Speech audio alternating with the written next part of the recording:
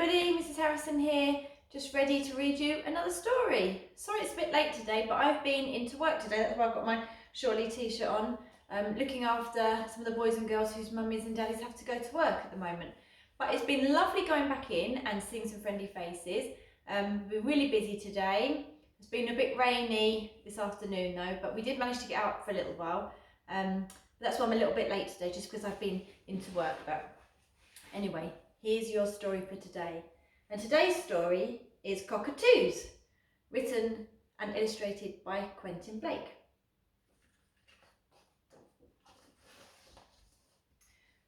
Professor Dupont had 10 cockatoos. He was very proud of them. You see them all in the trees. Every morning he jumped out of bed, he took a shower and he cleaned his teeth, as he always did. He got dressed and he tied his tie, as he always did. He adjusted his spectacles, as he always did, and went downstairs. He went into the conservatory. There were all his cockatoos, every single one of them. Professor Dupont threw his arms open wide. He said, "Good morning, fine feathered friends." And every morning he said the same thing. The day came when the cockatoos thought they would go mad if they had to listen to the same words once again. They decided to have some fun with Professor Dupont.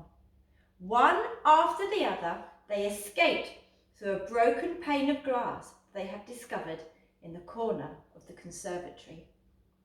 Next morning, Professor Dupont came into the conservatory and threw wide his arms. There was not a single cockatoo in sight. Look, the tree is bare. Where could all of the cockatoos have got to? Professor Dupont went into the dining room, but they weren't there. Can you see a cockatoo anywhere? You see, here he is. There's one of them.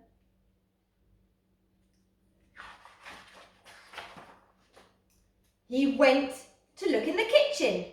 Hortense the cook was there, boiling an egg for his breakfast, but there weren't any cockatoos. Can you see two cockatoos anywhere? Can you see them? 1, 2. He went to look in the bedroom, but they weren't there. Can you see any? We've had 1, we've had 2, and now we're looking for 3, and there they are. 1, 2, 3. He looked in the bathroom, but they weren't there. Can you see them in the bathroom or hiding underneath the bath? 1, 2, 3, 4. He looked in the lavatory. They weren't there. Can you see them hiding? 1, 2, 3, 4, 5. He climbed a ladder and flashed his torch around in the attic, but they weren't there. Can you see them anywhere? Here they are. 1, 2, 3, 4, 5, 6. He even climbed onto the roof, but they weren't there. Can you see them? 1, 2, 3, 4, 5, 6, 7. Professor Dupont went to look in the garage. His car was there, but there weren't any cockatoos. I bet you can see them hiding, can't you? 1, 2, 3, 4, 5, 6, 7, 8. He went down into the cellar, but he couldn't see any cockatoos there either. Can you see them? Can you? 1, 2, 3, 4, 5, 6, 7, 8, 9. What number do you think is going to come next? Just see if you're right. Professor Dupont was at his wit's end. He couldn't find his cockatoos anywhere. Where could they possibly be? Can you see them?